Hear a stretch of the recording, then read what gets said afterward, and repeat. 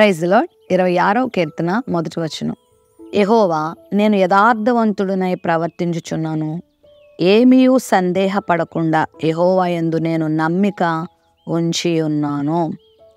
దావీదు తన జీవితంలో యథార్థతను ప్రేమించాడు. యథార్థంగా జీవించటానికే తన జీవితాన్ని అతడు సిద్ధపరచుకున్నాడు. అందుకే పరిశుద్ధాత్మ దేవుడు కూడా రాజుల గ్రంథంలో దావీదు గురించి మాట్లాడుతూ అతడు యథార్థముగా యెహోవా దృష్టిలో జీవించను అనే మాట వ్రాయిస్తారు. నిజంగా యథార్థవంతులుగా మనం జీవించటం దేవునికి కూడా ఇష్టం. మరి దేవుని చిత్తాన్ని ఎరిగి, దేవుని ఉద్దేశాన్ని ఎరిగి, మన బ్రతుకులో పాపానికి చోటు ఇవ్వకుండా శ్రేష్టమైనటువంటి దైవికమైన గుణాలను ఏ రోజుకి ఆ రోజు మనం సంపాదించుకుంటూ ఆత్మ సంబంధంగా మనం జీవించటమే యథార్థంగా జీవించడం అంటే. మరి ఆ విధమైన జీవితాన్ని మనం కలిగి ఉన్నప్పుడు దేవుని కృపకు మనం పాత్రులమవుతాం. దేవుని సహాయానికి మనం పాత్రులమవుతాం. ఈ లోకమంతా పాపభూయిష్టమైన లోకం కదా. ఎక్కడ చూసినా మలినమే, ఎక్కడ చూసినా దుర్గంధమే, ఎక్కడ చూసినా పాపమే. మరి ఈ మలినమైన లోకంలో మనము కూడా లోకంతో పాటు కొట్టుకుని వెళ్ళిపోకుండా లోకానికి ఎదురు ఈదే వారిగా మనం ఉండాలి. ఒక బ్రతికిన చేప చిన్నదైనా కూడా ప్రవాహానికి కొట్టుకు వెళ్ళిపోదు, అది ఎదురెత్తుతుంది. తన ప్రాణం ఉన్నంత వరకు, ఓపిక ఉన్నంత వరకు. చావనన్నా చస్తుంది, కానీ అది మాత్రం కొట్టుకొని మాత్రం వెళ్ళదు. దాని బలం చిన్నదైనా ఆ ప్రవాహం కంటే దాని యొక్క శక్తి కొంచెమైనా అది ప్రయత్నం అయితే చేస్తుంది. మనం కూడా ఈ లోకంలో పాపంతో పాటు కొట్టుకుని వెళ్ళిపోకుండా ఎదురొడ్డి మనం నిలవాలి, యథార్థంగా మనం జీవించాలి.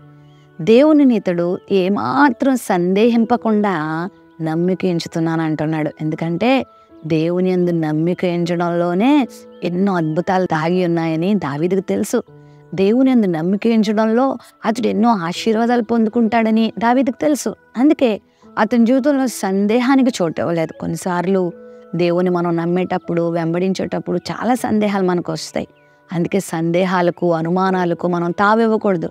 బైబిల్లో జకర్యా అనే ఒక భక్తుడు, యాజకుడైన దేవుడు అతనితో, ఇదిగో నీ ప్రార్థన వినబడింది, నీ గర్భమును ఒక చక్కని కుమారుని ఇవ్వబోతున్నాను, అతడు పుట్టుట వలన అనేకులు సంతోషిస్తారు, ఏలియా వంటి ఆత్మశక్తి కలిగిన వాడిగా అతడు ఉంటాడు, అనేక హృదయాల్ని ప్రభువుకు త్రిప్తాడు, ఆయన పరిశుద్ధాత్మతో నింపబడిన వానిగా జీవించబోతున్నాడు, గొప్ప బలమైన సాధనంగా దేవుని చేతులు వాడబడబోతున్నాడు అని చెప్తే కొంచెమే సందేహపడతాడు జకర్యా గారు.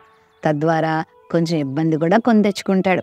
మరి తోమా అనే శిష్యుడు కూడా యేసుక్రీస్తు యొక్క గాయాలలో వ్రేలి పెట్టి చూస్తేనే గాని నమ్మనని ప్రభు మీద సందేహపడతాడు. చూచి నమ్మిన వారి కంటే చూడక నమ్మిన వారి ధన్యులని ప్రభు ఆ రోజు చెప్తాడు. ఏది ఏమైనా సందేహాలు రాకమానో, కానీ సందేహాలకు మనం తావివ్వకూడదు. నువ్వు దేని విషయంలో సందేహపడు, కానీ నీ దేవుని నమ్మే విషయంలో సందేహపడనవసరం లేదు. ఆయన ఉన్నాడు, ఆయన జీవము కలిగిన వాడు.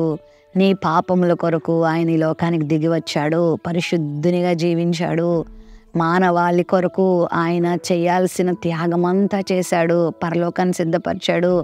ఈ భూమి మీద జీవించే కొద్ది కాలంలో ఆయన మనకు సహాయం చేయడంతో పాటుగా నిత్య రాజ్యంలో మనకు అద్భుతమైన చోటును ఆయన సిద్ధపరిచాడు. ఈ నమ్మకంతో నువ్వు బ్రతకగలిగితే నువ్వు ఏనాడు కూడా సిగ్గునొందవు, ఏనాడు కూడా భయపడవు, ఏనాడు కూడా వెనుకకు అడుగులు వెయ్యవు. మరి నువ్వు ఆయన యందు నమ్మిక ఉంచుతావా? ఆయన యందు నమ్మిక ఉంచిన వారు ఎవ్వరూ నష్టపోయిన సందర్భాలు లేవండి.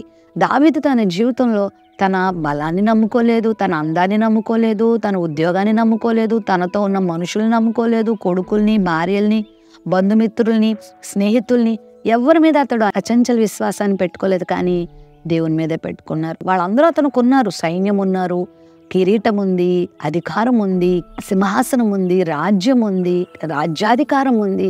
అవన్నీ ఆయనకున్న వాటిని నమ్ముకోలేదు. కొన్నిసార్లు వాటిని కూడా విడిచిపెట్టి అడవులకు పరిగెత్తాల్సిన పరిస్థితులు కూడా వచ్చాయి. అందరూ తనతో ఉన్నా, అన్నీ తనతో ఉన్నా అవే సర్వస్వం అని దావీదు నమ్ముకోలేదు, కానీ దేవుణ్ణే నమ్ముకున్నాడు. అందుకే దావీదు జీవితం చెక్కు చెదరలేదు. దావీదు జీవితంలో దేవుడు ఆశీర్వదించాడు, తోడై ఉన్నాడు, దావీదును హెచ్చించాడు, దావీదును నడిపించాడు, దావీదును సిగ్గుపరచలేదు. దావీదుకు ఆయన తన శాశ్వత కృపను చూపించాడు. మరి నీకు కూడా దేవుడు చూపిస్తాడు.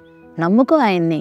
ఒకవేళ నీకు అన్నీ ఉన్నాయా, వాటిని నమ్ముకోవద్దు. ఒకవేళ ఏమీ లేవా, అలా అని కూడా చింతపడద్దు. దేవుని నమ్ముకో. దేవుడు నిన్ను ఎప్పుడు చేయి విడిచిపెట్టడు. ఎవరైనా నిన్ను వేలెత్తి చూపించినప్పుడు నేను నమ్మేది దేవుణ్ణే అని చెప్పు ధైర్యంగా. ప్రభువునందు విశ్వాసం ఉంచు. నేడు నువ్వు ఉన్న స్థితిని మార్చగలిగిన వాడు ప్రభువే అని నమ్ము. నీ దుఃఖాన్ని తొలగించేవాడు ప్రభువే అని నమ్ము. నీకు ఆనందాన్ని ఇచ్చేవాడు ప్రభువే అని నమ్ము. నిన్ను స్వస్థపరచువాడు ప్రభువే అని నమ్ముకో. నువ్వే మాత్రం కూడా సిగ్గును అందకుండా దేవుడు చేస్తాడు. సందేహం మాత్రం రానివ్వద్దు. విశ్వాసంతో జీవించు. ప్రభువుని గట్టిగా నమ్ముకొని అడుగు ప్రభువుని, ప్రభువా నాకు ఆ విశ్వాసం రాకుండా చెయ్యని ప్రభు మీద ఆధారపడితే దేవుని కార్యాలను చూస్తావు. ప్రేమ నమ్మకం కలిగిన మా తండ్రి, ఏమీ సందేహపడకుండా దావీదు నిన్నే నమ్ముకున్నట్లుగా మేమును ఈ భౌతిక పరిస్థితులు చూసి, ఈ యొక్క లోక పరిస్థితులు చూసి ఎక్కడ కూడా మా విశ్వాసాన్ని చెదిరిపోనివ్వకుండా నిన్నే నమ్ముకొని విశ్వాసంలో ముందుకు సాగుటకు సహాయం చేయి. అపవాది యొక్క అగ్ని బాణములన్నిటినీ ఎదిరించే శక్తిని మీరు మాకు దయచేయండి.